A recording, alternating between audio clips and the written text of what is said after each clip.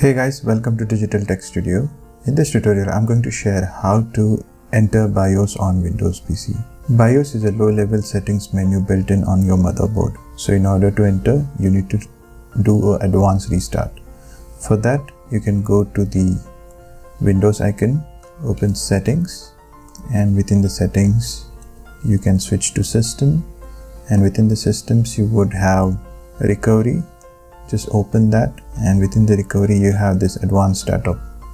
So what you can do is you can just go click on advanced startup and restart.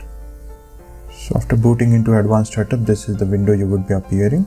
So what you can do is you can select troubleshooting here, and here within the troubleshooting you can choose advanced options, and here you would be able to choose this UEFI Firmware Settings. Just select that, and here you can hit on restart button and it will open up your BIOS setting.